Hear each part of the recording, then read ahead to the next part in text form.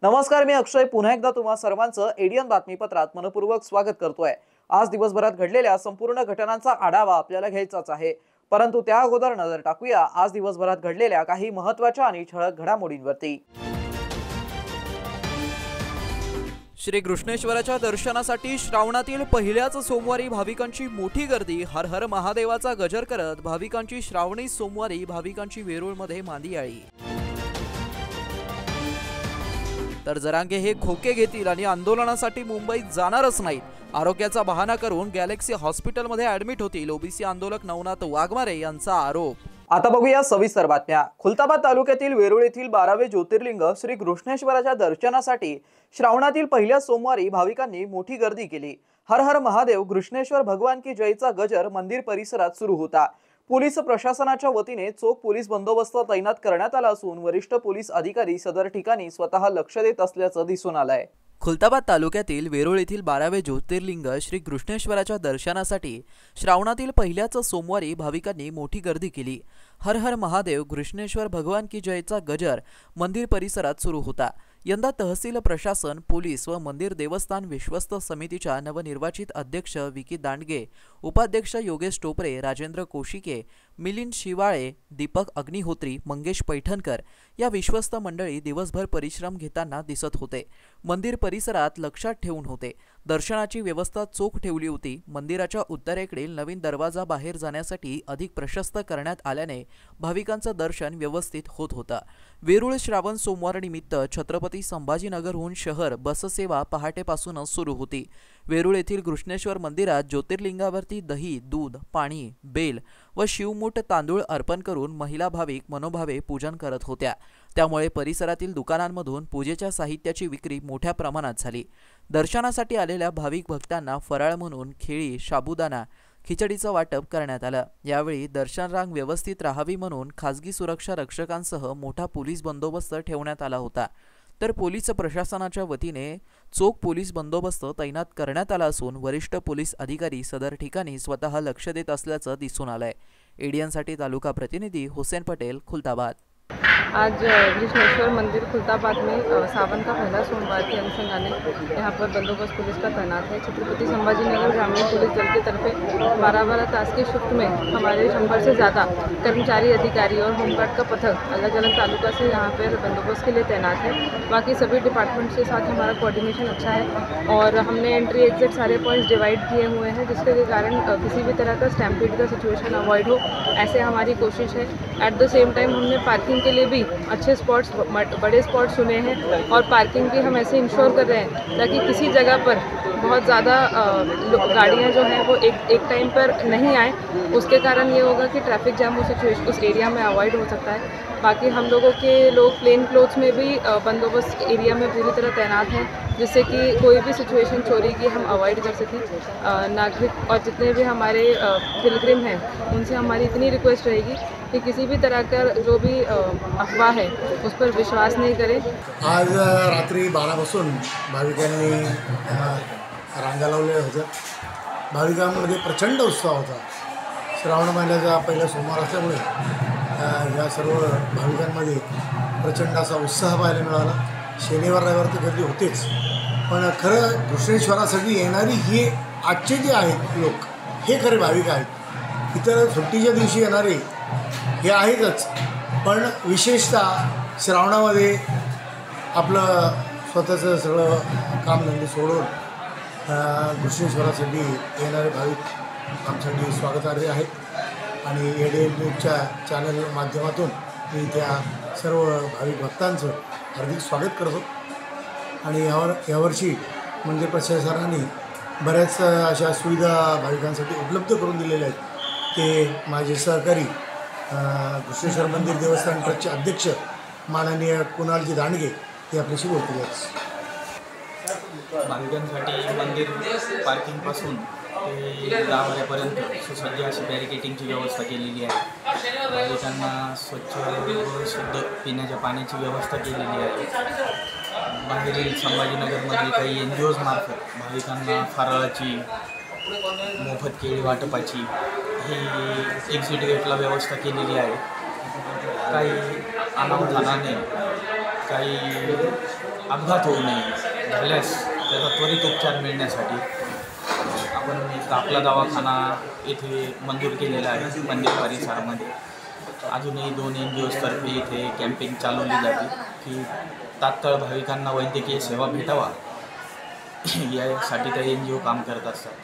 भाविकांसाठी आपण ब्लड बँकेचेही या ठिकाणी नियोजन केलेले आहे. जरांगे मुंबईत जाणारच नाहीयेत, तर सरकारवरती दबाव आणण्यासाठी जरांगेंची मुंबईला जाण्याची तयारी सुरू असल्याचं प्रतिपादन ओबीसी आंदोलक नवनाथ वाघमारे यांनी केलंय. मुंबईला जाण्या अगोदर राज्य सरकारसोबत सेटलमेंट करून खोके घेण्याचं काम करतील अशी टीका वाघमारे यांनी केली आहे. जरांगे स्वतः मुख्यमंत्री झाले तरी आरक्षण देता येत नाही, जातीवाद वाढवण्याचं काम जरांगेंनी केलं असल्याचा आरोप नवनाथ वाघमारे यांनी केलाय. एकतर मनोज जरांगे 29 ऑगस्टला मुंबईला जाणारच नाहीत आणि तयारी फक्त कसं आहे, सरकारला भेडवण्यासाठी, सरकारवर दबाव टाकण्यासाठी हा प्रयत्न आहे आणि समाजाची कुठंतरी दिशाभूल करायची. आज काहीतरी लोक मैदान पाहण्यासाठी आझाद मैदानावर गेलेत. खरं तर जरांगीच्या मागं 5% लोकसुद्धा राहिलेले नाहीत, कारण की जरांगी संपल्याला गेल्या वेळी जरांगीनी जर वाशीहून परत आला नसता तर नक्कीच मराठा समाजाला कुठेतरी न्याय मिळाला असता. परंतु जरांगीच्या ज्या मागण्या राहिल्यात ह्या मागण्याच कुठंतरी असंविधानिक आहेत. त्या मागण्या मी तर म्हणतो मनोज जरांगीला जरी मुख्यमंत्री केलं तरी मनोज जरांगीला त्या पूर्ण करता येणार नाहीत. परंतु जरांगीला डोकं नसल्यामुळं कुठंतरी काय मागतोय आपण, सरकार काय देऊ शकतंय का नाही शकतंय, कारण की समाजामध्ये काय तीर्ण याच्याशी त्याला काही घेणं देणं नाही. स्वतःची प्रसिद्धी, स्वतःची TRP वाढवण्यासाठी जरांगीचा हा पूर्ण प्रयत्न आहे, बाकी काही नाही. जरांगीने किती वल्गना केल्या 29 ऑगस्टला जाण्याच्यात. महाराज माझं जरांगीला चॅलेंज आहे आणि जरांगीला 29 ऑगस्टच्या जाण्याला माझ्या शुभेच्छा आहेत. परंतु जरांगे जाणार नाही. जसं 288 लढवणार म्हणत होता त्याप्रमाणे मी त्यावेळीसुद्धा सांगितलं की 288 तो लढणारच नाही. तसं त्याप्रमाणे मी आता 29 ऑगस्टला जरांगे जाणारच नाही हे ठाम सांगू शकतो. कारण जरांगे त्याच्या अगोदर जरांगे राज्य सरकारसोबत सेटलमेंट करीन, राज्य सरकारकडून काही खोके घेण्याचं काम करीन आणि खरं तर जरांगेचे सगळे सहकारी ज्या लोकांनी आंदोलन उभं केलं हे सगळे जरांगेपासून बाजूला गेले. त्याला जरांगेचं पटत नाही, जरांगेच्या सगळ्या गोष्टी भंपकीत. त्यामुळं त्यांनी आता जरांगेला टाळायला सुरू केलं आहे. म्हणून जरांगे आता भावनिक कुठेतरी मी मुंबईला गेलो तर एक तर मरून येईन नाही तर न्याय घेऊन येईन असं काहीतरी सांगायचं. आणि मी आता सांगतो की येणाऱ्या काळात जरांगे आता जवळजवळ जशी 29 तारीख येईन जरांगे चक्कर येऊन पडतील, जरांगेचे हातपाय थरथर करतील आणि जरांगे नक्कीच गॅलेक्सी हॉस्पिटलमध्ये जाऊन ॲडमिट होण्याचं काम करतील आणि जरांगे मुंबईला जाणार नाहीत. स्वतःच्या तब्येतीचं कारण सांगतील आणि मराठा समाजाच्या तोंडाला ज्याप्रमाणे वाशीमध्ये जाऊन काळं लावलं त्याचप्रमाणे पुन्हासुद्धा पैसे घेऊन मराठा समाजाच्या तोंडाला काळं लावण्याचं काम जरांगे नक्की करणार. त्यामुळे जरांगे हा विषय संपलेला आहे. जरांगेच्या मागं आता कुत्रं बी राहिलेलं नाही आणि जालना जिल्ह्यात तर कोणीच नाही. फक्त राहिला विषय बीड जिल्हा जर म्हटलं तर बीड जिल्ह्यामध्ये जातीवाद, तो संतोष अण्णा देशमुखाच्या प्रकरणामध्ये जरांगेने जातीवाद पेटवला.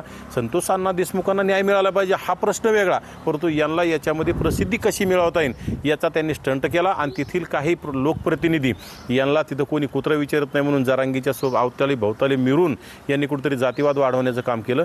परंतु आता बीड सोडता महाराष्ट्रातील कुठलीही जनता, विशेषतः जालन्यातली जनता जरांगीच्या पाठीशी राहिली नाही. त्यामुळे जरांगे हा विषय संपलेला आहे. आज दिनांक 28 जुलै सकाळी 12 वाजता केंद्र सरकार व राज्य सरकार यांच्या शिक्षणाच्या धोरणाविरोधात राज्यस्तरीय आक्रोश मोर्चा काढण्यात आला. महाराष्ट्रातील 72,000 शाळा बंद करण्याचं धोरण काढण्यात आलंय, तर देशाचं स्वातंत्र्य अबाधित ठेवण्यासाठी हा मोर्चा आहे असं मत मोर्चेकऱ्यांनी यावेळी उपस्थित केलंय.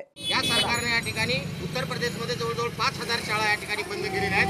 महाराष्ट्रातल्या 72,000 शाळा बंद करण्याचं धोरण या सरकारने सुरू केलेलं आहे. हे RSS आणि BJP प्रणित असणारं जे सरकार आहे, या सरकारला मनोवादाची पुन्हा एकदा या देशामध्ये मांडणी करायची आहे.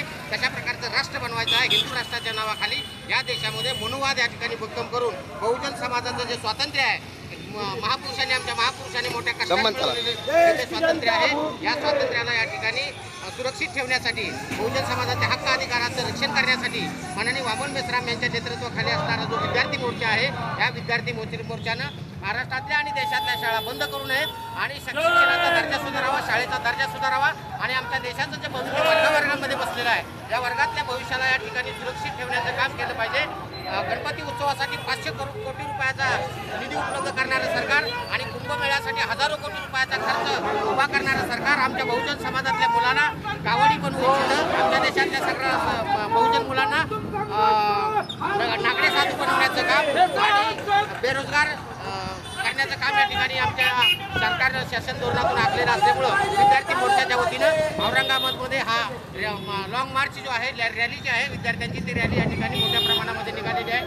आदिवासी असेल किंवा समाजाचे मित्र यांचा निधी वारंवार वाढवला जातो. निधी यांचा वाढवला जातो पण वळवला जातो निधीचा फायदा जो आहे लाभ जो आहे तो लाभ या ठिकाणी ज्या लाभार्थी आहेत त्यांच्यापर्यंत या ठिकाणी येऊ दिला जात नाही आणि म्हणून या आदिवासी असतील ओबीसी असतील मायनॉरिटी समाजातले लोक असतील सगळ्या लोकांचं या ठिकाणी शिक्षणाचा अधिकार सुरक्षित राहिला तर देश सुरक्षित राहील याच्यासाठी वामन मेश्राम साहेबांनी या ठिकाणी या मोर्चाचं नेतृत्व करून हा मोर्चा शासनापर्यंत मागण्या मान्य करून घेण्यासाठी आणि महाराष्ट्रातल्या आणि देशातल्या कोणत्याही शाळा निधी अभावी बंद पडू देऊ नये याच्यासाठी या ठिकाणी सरकारकडे मागणं. छत्रपती संभाजीनगर महानगरपालिकेच्या स्मार्ट बसच्या चालकाने जालना रोडवरून जात असताना रस्त्यावरील एका दुचाकी स्वारास स्वतःची बस थांबवून खाली उतरत फ्रीस्टाईल मारहाण केल्याचा प्रकार सोमवारी दुपारच्या सुमारास घडलाय.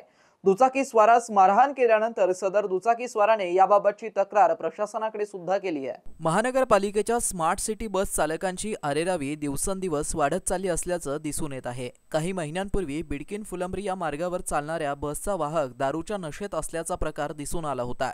तर रस्त्यावरून जाताना कुठेही बस बेदरकारपणे चालवणं, कोणी हटकल्यास दमदाटी करणं असे प्रकार स्मार्ट बस चालकांकडून वाढतच चाललेले आहेत.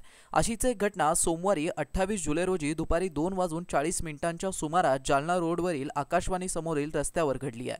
शहर बस स्टॉप येथे शहर बस क्रमांक MH20 EL 3142 क्रमांकाचा बस चालक आणि एका दुचाकी स्वारामध्ये शिवीगाळ करत मारहाण झाल्याचा प्रकार दिसून आला. क्रांती चौक पासून जालना रोडवर शहर बस चालवत असताना एका दुचाकी स्वारासोबत काहीतरी वादाचा प्रकार झाल्याने बस चालकाने थेट बस रस्त्यावरती थांबवून खाली उतरत दुचाकी स्वाराला मारहाण केली. सदर प्रकार सुरू असताना स्थानिक नागरिकांनी या दोघांचीही समजूत काढून त्यांना शांत करण्याचा प्रयत्न केला. त्यानंतर बस चालकाने सदर दुचाकी स्वाराला अर्वाच्य शिवीगाळ करत पुन्हा बस घेऊन निघून गेला. या घटनेबाबत दुचाकी स्वाराने एडीएनसोबत बोलताना बस चालकावरती जबरदस्तीने मारहाण केल्याचा आरोप केलाय. तर सदर प्रकरणी प्रशासनाकडे तक्रार दाखल करणार असल्याची माहिती देखील त्याने दिली आहे. व्यक्ती आहे आणि मोठा नाकाच्या उड्डाण पूलवरती एक स्मार्ट सिटी बसवाला ड्रायव्हरनं बाजूला गाडी असल्या कारणाने मला तिकडे गाडी घेता आली नाही. तो मला खूप गाडी चिटकून घेतला आणि त्यानं मला शिवगाळ करण्याचा प्रयत्न केला साहेब. आणि शिवगाळ मी जाब विचारण्याचा प्रयत्न केला तर गाडीच्या खाली बसच्या खालीहून त्यानं मला हाणामारी केली. माझा शर्ट फाडला, मला खाली मारलं. तिथं 2-3 लाथा बुक्केने मला त्यानं मारलेलं आहे. तर मी याच्याबद्दल मी तक्रार करणार आहे आणि प्रशासनाला मला हाच सवाल विचारायचा आहे की हीच का आपली स्मार्ट सिटी?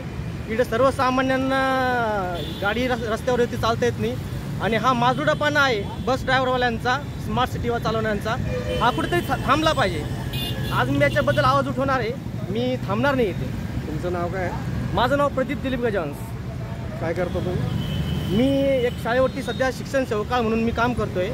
तुम्ही येताना कुठून? मी रेल्वे स्टेशनकडून आलेलो आहे. हा प्रकार कुठून सुरू आहे? आणि नाही, याच्या अगोदर पण त्यांनी क्रांती चौकला गाडी दाबण्याचा प्रयत्न केला, तेव्हा मी खूप मागे होतो ट्रॅफिकच्या मागे. आणि आता पण त्यांनी 2-3 गाड्या दाबण्याचा प्रयत्न केला आणि मला पण शिवीगाळ विनाकारण शिवीगाळ केली, कुठे माझी चुकी नसताना, कारण की मी माझ्या लेन्थला चाललेलो होतो. शहरवासियांना एक सुवर्ण संधी. तुम्ही एखादा व्यवसाय करताय का? मग एडीएन वरती जाहिरात करा आणि मिळवा व्यवसायात मोठा फायदा. तर वाट कसली बघत आहात? आताच खाली दिसत असलेल्या नंबरवरती संपर्क साधा. आपल्याला अजूनही काही बातम्यांचा आढावा घ्यायचा आहे, परंतु इथे वेळ झाली आहे एका छोट्याशा ब्रेकची. कुठेही जाऊ नका, पाहत रहा ADN news.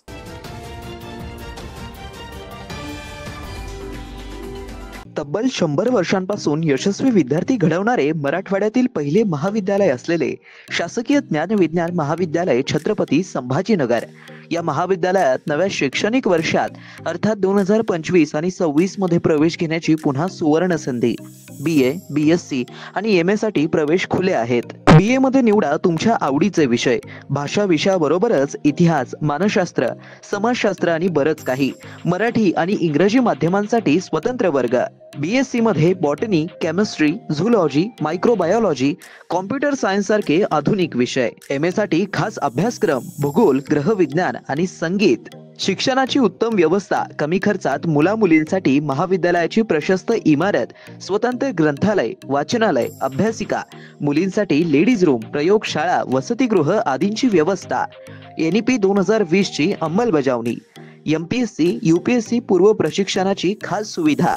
Sports, NCC, NSS आणि स्किल बेस्ड कोर्सेससह तुमच्या सर्वांगीण विकासाची हमी. प्रवेशासाठी आजच संपर्क करा. कला शाखेसाठी 9823 139664, BSc साठी 9823 04 23 59, 11वी विज्ञानसाठी 9503 81 89 94 आणि 11वी कला शाखेसाठी 9922 90 09 34. तर वाट कसली बघताय? आजच तुमच्या उज्ज्वल भविष्याची निवड करा. शासकीय ज्ञानविज्ञान महाविद्यालय. Educate, empower, enlighten. मनोवृत्ती घडवा, भविष्य घडवा. आजच आपला प्रवेश निश्चित करा. 10वी 12वी झाली, आता पुढे काय? शहराच्या मध्यवर्ती ठिकाणी असलेल्या महाविद्यालयाच्या शोधात आहात तर सर्व विद्यार्थ्यांसाठी एज्युकेशनचा मास्टर स्ट्रोक. विवेकानंद शिक्षण संस्था संचालित विवेकानंद कला, सरदार दलीप सिंग वाणिज्य व विज्ञान महाविद्यालय, समर्थनगर, छत्रपती संभाजीनगर. NEP राष्ट्रीय शैक्षणिक धोरणानुसार BA, BCom, BSc, BBA 2025 व 26 साठी प्रवेश प्रक्रिया व नोंदणी सुरू झाली आहे. यशवंतराव चव्हाण महाराष्ट्र मुक्त विद्यापीठ नाशिक व इंदिरा गांधी मुक्त विद्यापीठ दिल्ली हे अभ्यास केंद्र उपलब्ध आहेच, परंतु आपल्या शहराच्या मध्यवर्ती ठिकाणी प्रशस्त इमारत, 3ही विद्याशाखा, 16 विषयामध्ये PGचे अभ्यासक्रम, शिवाय 11 विषयात PhD रिसर्च सेंटर, गुणवत्तापूर्ण व दर्जेदार शिक्षण, 50 वर्षांची उज्ज्वल परंपरा, सुसज्ज ग्रंथालय, OPAC, N-लिस्ट आणि रिमोट ॲक्सेसची सुविधा, आधुनिक विज्ञान प्रयोगशाळा, सुसज्ज क्रीडा विभाग, राष्ट्रपतींच्या हस्ते गौरवप्राप्त विद्यार्थ्यांचा महाविद्यालयात सहभाग, दिव्यांगांसाठी स्पेशल कॉम्प्युटर लॅब, व्यक्तिमत्व विकासासाठी NCC आणि NSS, स्पर्धा परीक्षेसंदर्भात मार्गदर्शन, शासनाच्या सर्व शिष्यवृत्ती योजना उपलब्ध, शिवाय स्वाधार योजनेच्या विद्यार्थ्यांना परिपूर्ण लाभ. प्रवेशासाठी संपर्क 0240 23 65 845, 0240 23 65 844, 0240 23 65 813. कार्यालयीन संपर्क 0240 23 65 801. आजच आपला प्रवेश निश्चित करा आणि द्या आपल्या करिअरला बूस्टअप. अनेकांच्या मनात स्वप्न असते की देशाची सेवा करायची, परंतु काही लोकच योग्य प्रशिक्षण घेऊन ते वास्तवात पूर्ण करतात. वास्तविक सैनिक बनणे सोपं काम नाही, कारण प्रशिक्षणाच्या मैदानापासून ते युद्धाच्या रणांगणापर्यंत प्रत्येक क्षण संघर्षमय असतो. फक्त जो इमानदार, समजूतदार असेल आणि ज्याची इच्छाशक्ती प्रबळ असेल असाच व्यक्ती या क्षेत्रात टिकू शकतो. प्रत्येक वर्षी अनेक परीक्षार्थ्यांना यश प्राप्त होते, ते फक्त आणि फक्त गरुडचे पकॅडमी. पंख आम्ही देतो, उंच भरारी तुम्ही घ्या.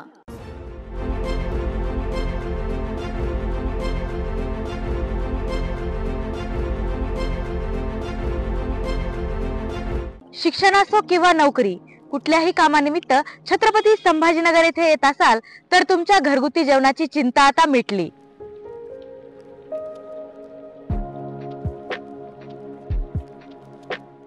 नमस्कार, मी डॉक्टर साशा, मी साताऱ्याची आहे.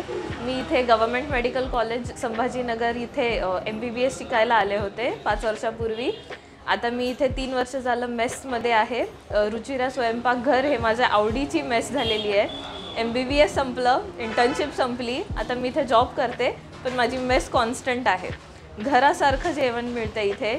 माझं घरामध्ये असं असायचं की तव्यावरून चपाती डायरेक्ट ताटामध्ये पाहिजे, ते मला इथे मिळतं. इथलं जेवण एकदम टेस्टी आणि मन भरतं, पोट भरून असं जेवण भेटतं इथे. आता आमच्या लाईफस्टाईलसाठी की म्हणजे जॉब आहे किंवा अभ्यासासाठी एकदम पौष्टिक रिक्वायर्ड न्यूट्रिशन आहे आणि पोटसुद्धा व्यवस्थित भरतं. माझं नाव निलेश पाटील.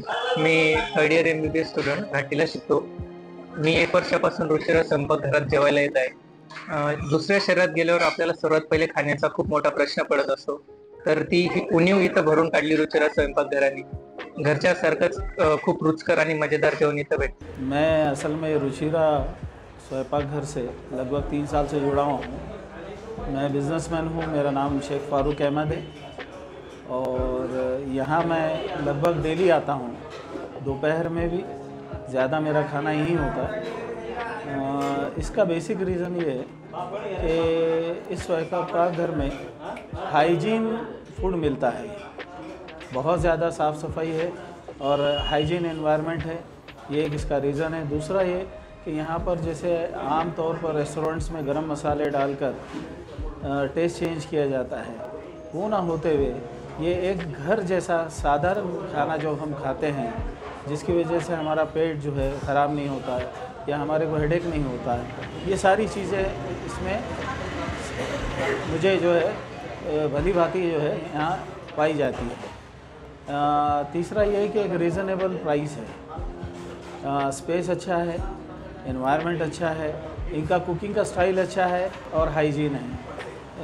जितना भी अगर मैं जितने साल से यहाँ खाना खा रहा हूँ, ऐसा कभी भी नहीं हुआ कि कभी कोई फूड पॉइजनिंग हुई हो या हाइपर एसिडिटी एटलीस्ट हुई हो, बल्कि यहाँ के खाने के बाद जो है आप निमंत जो है ये सोच सकते हैं कि आप ऐसा लगता है जैसे घर से। मस्त मास्क पहना रे तूने। Thank you sir. वो जान बचाने के लिए पहनना पड़ता है ना सर। रेडीमेड है या टेलर मेड है? ऑनलाइन ऑर्डर किया है सर। एक और है ना सर? देना। बहुत मस्त लगी आपको। ये ना सर।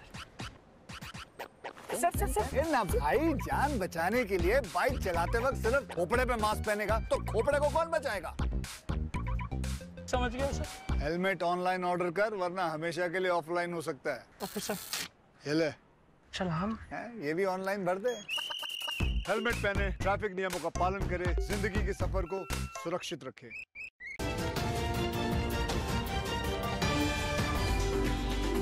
ब्रेक नंतर पुन्हा एकदा स्वागत। आपण बघत आहात एडियन बातमीपत्र। खुलताबाद तालुक्यातील शेतकऱ्यांच्या विविध मागण्यांच्या अनुषंगाने राष्ट्रवादी काँग्रेस पार्टी शरद पवार गटच्या वतीने तहसीलदार स्वरूप कंकाळ यांच्या मार्फत मुख्यमंत्री देवेंद्र फडणवीस यांना जिल्हाध्यक्ष पांडुरंग तांगडे पाटील, महाराष्ट्र प्रदेश सरचिटणीस विलास चव्हाण यांच्या नेतृत्वाखाली निवेदन देण्यात आलं। शेतीमालाला हमीभाव, शेतीसाठी 24 तास वीज पुरवठा, बियाणे व खते यांचे दर कमी करणं, मुलामुलींना शिक्षणात सवलत, आत्महत्याग्रस्त शेतकऱ्यांच्या वारसांना सरकारी नोकऱ्या, पीक विम्यात सुधारणा, शेतीसाठी चांगले रस्ते, अनुदानावरती शेततळे आणि फळबाग योजना अशा विविध मागण्या निवेदनात मांडण्यात आल्या आहेत। तहसीलदार साहेबांना जिल्हा राष्ट्रवादी काँग्रेस पक्ष, खुलताबाद तालुका राष्ट्रवादी काँग्रेस पक्ष शरदचंद्रजी पवार यांच्या वतीने शेतकऱ्याच्या मागण्याच्या संदर्भात निवेदन दिलं आणि त्या निवेदनामध्ये हे मुख्यमंत्र्याला आम्ही निवेदन दिले, पण तो तहसीलदाराच्या मार्फत ते गेलं पाहिजे, कलेक्टरच्या मार्फत ते गेलं पाहिजे, असं त्याचा उद्देश आहे। तशा पद्धतीने ते आम्ही दिलं आणि आता अनेक वर्षापासून सनी शेतकरी हा कर्जबाजारी झालेला आहे। सगळ्यात महत्त्वाची मागणी आहे की या ठिकाणी या राज्यातील शेतकऱ्यांना ही कर्जमाफी झाली पाहिजे आणि ती सरसकट झाली पाहिजे, त्याच्यात कुठल्याही अटी असू नयेत, हा आमचा सगळ्यात महत्त्वाचा मुद्दा आहे बेसिकली। आणि त्याच्यासाठी हे आम्ही आज या ठिकाणी तहसीलला आलो, हे निवेदन दिलं आणि त्याचबरोबर अनेक मागण्या आहेत जे शासन दरबारी अनेक गव्हर्नमेंटच्या योजना आहेत, त्या योजनाची आमचे शेतकरी लोक अर्ज भरतात, वर्षानुवर्ष परेशान असतात, परंतु त्याला त्यांचं अनुदान मिळत नाही, त्यांना खेट्या माराव्या लागतात, काम झटपट होत नाही, शेतकरी वर्ग त्रस्त आहे। तर अशा ज्या विहिरीच्या योजना आहेत MRGSमध्ये, त्या गायगोठ्याच्या आहेत, शेळी मेंढी काय ज्या काही गव्हर्नमेंटच्या योजना असतील त्या वेळेवर मिळत नाही। दुसरी गोष्ट, शेतकऱ्याला जे काही कर्ज घ्यायचं असतं त्याचं अनुदान वेळेवर म्हणजे बँका ते सहकार्य करत नाही पीक कर्जाला आणि वर्षानुवर्षे कितीतरी वर्षापासून त्यांनी काय किंमत काढली माहीत नाही, परंतु एका एकराला जे काही जेवढं थोडंसं कर्ज देतात तर ते त्याच्यामध्ये वाढ करत। हे असे अनेक मुद्दे घेऊन आम्ही या ठिकाणी आज आलो होतो। वेरुळलेणी जवळच असलेल्या जोगेश्वरी मंदिरासमोरील शतकुंडात पोहण्यासाठी गेलेल्या 22 वर्ष तरुणाचा बुडून मृत्यू झालाय। अग्निशमन दलाच्या जवानांनी मोठे प्रयत्न करत त्यास बाहेर काढलं व तातडीने वेरूळ प्राथमिक आरोग्य केंद्रात हलवलं। त्या ठिकाणी त्यांनी त्यास तपासून मृत घोषित केलाय. खुलताबाद तालुक्यातील जगप्रसिद्ध वेरूळ लेणीवरील भागातून वाहणाऱ्या जलप्रवाहावरील जोगेश्वरी मंदिरासमोरील शतकुंडात पोहण्यासाठी गेलेल्या हर्षदीप नाथ तांगडे वय 22 वर्ष या तरुणाचा बुडून मृत्यू झालाय. छत्रपती संभाजीनगरहून काही मित्रमंडळी एकत्रित वेरूळ परिसरात फिरण्यासाठी गेले होते. या परिसरात फिरल्यानंतर ते सर्वजण वेरूळ लेण्यांच्या वरील बाजूस असलेल्या डोंगरात गेले. हा डोंगर अतिशय धोकादायक असून या परिसरात म्हैसमाळ येथून मोठ्या वेगाने येळगंगा नदीचं पाणी वाहतं. या ठिकाणी असलेल्या जोगेश्वरी मंदिरासमोरील मोठ्या कुंडात हे सर्व मित्र पोहण्यासाठी उतरले, परंतु पाण्याचा अंदाज न आल्याने हर्षदीप नाथ तांगडे उस्मानपुरा औरंगाबाद हा पाण्यात बुडू लागला. त्याच्या मित्रांनी मदतीसाठी आरडाओरडा करून त्यांचा आवाज ऐकून परिसरातील नागरिक मोठ्या संख्येने घटनास्थळावरती पोहोचले, मात्र तोपर्यंत हर्षदीप पाण्यामध्ये बुडाला होता. या घटनेची माहिती वेरूळ लेणी येथे एका सुरक्षा रक्षकाने वेरूळ लेणी परिसरात तैनात असलेले पोलीस कर्मचारी प्रमोद साळवे, बीट जमादार राकेश आव्हाड यांनी व स्थानिक तरुणांनी त्याच्या कुंडामध्ये शोध घेतला, मात्र तो मिळून न आल्याने अग्निशमन दलाला पाचारण करण्यात आलं. अग्निशमन दलाच्या जवानांनी मोठे प्रयत्न करत हर्षदीप यास बाहेर काढलं व तातडीने वेरूळ प्राथमिक आरोग्य केंद्र येथे नेलं. त्या ठिकाणी त्यांनी त्यास तपासून मृत घोषित केलं. सामाजिक कार्यकर्ते मसीउद्दीन सौदागर यांच्या खासगी रुग्णवाहिकेतून प्राथमिक आरोग्य केंद्र वेरूळ येथे आणलं होतं. आज सकाळी शवविच्छेदन प्राथमिक आरोग्य केंद्र वेरूळ येथील वैद्यकीय अधिकारी मोमीन हुमेरा यांनी केलं. एडीएनसाठी तालुका प्रतिनिधी हुसेन पटेल, खुलताबाद. भारतीय दलित पॅन्थर सामाजिक संघटना यांच्या विद्यमाने मौलाना कबूल कलाम संशोधन केंद्र येथे प्रशासकीय व सामाजिक उत्कृष्ट कर्तव्य बजावणाऱ्या मनपा झोनल मलेरिया पर्यवेक्षक शेख अनवर शेख दादाभाई यांना राज्यस्तरीय पुरस्काराने सन्मानित करण्यात आले. तर त्यांच्यासोबत एकूण 40 उत्कृष्ट कार्य करणारे मनपा कर्मचारी यांनाही राज्यस्तरीय पुरस्काराने सन्मानित करण्यात आले. भारतीय दलित पॅन्थर सामाजिक संघटना महाराष्ट्र राज्य यांच्या संयुक्त विद्यमाने दिनांक 27 जुलै रोजी 3 वाजता मौलाना अबुल कलाम संशोधन केंद्र TV centre road, Chhatrapati Sambhajinagar येथे प्रशासकीय व सामाजिक उत्कृष्ट कार्य कर्तव्य केलंय. त्या अनुषंगाने दिनांक 27 जुलै रोजी अध्यक्ष लक्ष्मण भूतकर, ऋषिकेश कांबळे यांच्या शुभ हस्ते शेख अनवर शेख दादाभाई मनपा झोनल पर्यवेक्षक यांना राज्यस्तरीय पुरस्कार, प्रमाणपत्र, ट्रॉफी, शॉल व फुलांचा गुच्छ देऊन सत्कार करण्यात आलाय व सन्मानित करण्यात आलाय. सोबत एकूण 40 उत्कृष्ट कार्य करणारे मनपा कर्मचारी, इन्चार्ज सिस्टर शुभांगी भोपळे, फवारणी कर्मचारी शेख तय्यब अनवर, मनोज जगधने, आशा वर्कर सुनीता गांगवे, रजिया इनामदार, कविता मोकाशे, रेखा खंडागळे, सुजाता धनेकर, पूजा गायकवाड, अलका साळवे, कोमल देहाडे, संगीता तोडकर, प्रियंका बनसोडे, प्रतीक्षा करडक, कविता कुमावत, भानुप्रिया जाधव, आशा राऊत, ज्योती संत, अरुणा वाकोडे, ज्योती खेमनार, वंदना नरवडे, ज्योती कोंडे, जयश्री कोंडे, माया मोहन यांना पण राज्यस्तरीय पुरस्कार, प्रमाणपत्र, ट्रॉफी, फुलांचे गुच्छे देऊन सत्कार व सन्मानित करण्यात आलाय. यावेळी संजय सरोदे, गीता म्हस्के, अमोल भूतकर आणि नागरिक, अधिकारी व कर्मचारी उपस्थित होते. रस्त्याच्या कामामुळे हॉटेल काढण्यात आल्यानंतर आता खुलताबाद येथील भद्रा मारुती संस्थांच्या वतीने परिवाराच्या उदरनिर्वाहासाठी पेढ्याचा व्यवसाय करण्यासाठी जागा देण्यात यावी अशी मागणी गणेश रावसाहेब बारगळ यांनी केली आहे. मी गणेश रावसाहेब बारगळ बोलतो. भद्रा मारुती संस्थान खुलताबाद अध्यक्ष मिट्टू पाटील बारगळ यांच्या स्वतःच्या दुकानं आणि स्वतःचेच व्यवसाय सगळे. तर त्याच्यानंतर बाबासाहेब तुकाराम बारगळ त्यांच्या बी स्वतःच्या उपाध्यक्ष, त्यांच्या बी स्वतःच्या दुकान, सगळं मार्केटमध्ये भावाच्या, त्याच्या मुलाच्या, पुतण्याच्या, नाताच्या पूर्ण दुकान त्याच्याच. सगळ्या मेन जागेवर त्यानं धरले. गोरगरिबाला बाहेर काढलं. अन्याय तिथं खूप अन्याय चालू आहे त्याचा. अन्याय करता मी माझे स्वतःच दुकान होतं. 92 पासून दुकान होतं माझं. 92 पासून आता 16 लोक. तर त्यांना 16च्या नंतर मला सांगितलं का इथून रोड जायचा बाबा. हो तुझं हॉटेल काढून की. मी माझ्या स्वतःच्या यांना हॉटेल काढून घेतलं. त्याच्यानंतर मी जागा मागायला गेलो त्यांना. जागा ते काही द्यायला तयार नाही. आज ह्या मिटिंग मध्ये नाही, त्या मिटिंग नाही, प्रत्येक मिटिंगला मी माझे वडील तिथं जायचे. त्याच्यानंतर त्यांना विचारलं मी तर ते द्यायला तयार नाही. आता परत गेलो का मला पेड्याच्या स्टॉल साठी थोडी 5 फूट जागा द्यावी त्याने. तर मी विचारायला गेलो तर ते ना माझ्यावर दामदट्टी मला म्हणे असं तसं. माझ्या डोक्यावर टाक दुकान, घडीत म्हणत्या पार्किंग मध्ये दुकान टाक, नंतर म्हणत्या तुला जागा भेटणारच नाही. तर मग त्याच्यामुळं का मी हा पुढचा पाऊल उचलला. शेवटी पुन्हा एकदा नजर टाकूया आज दिवसभरात घडलेल्या काही महत्त्वाच्या आणि ठळक घडामोडींवरती.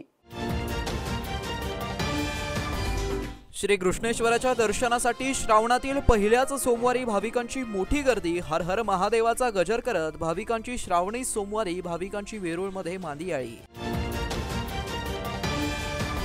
तर जरांगे हे खोके घेतील आणि आंदोलनासाठी मुंबईत जाणारच नाहीत. आरोग्याचा बहाणा करून गॅलेक्सी हॉस्पिटलमध्ये ऍडमिट होतील ओबीसी आंदोलक नवनाथ वाघमारे यांचा आरोप. आणि याबरोबरच हे बातमीपत्र इथेच संपलं. पुन्हा भेटूया पुढील बातमीपत्रात. तोपर्यंत पाहत रहा आपल्या हक्काचं बातमीपत्र एडीएन न्यूज.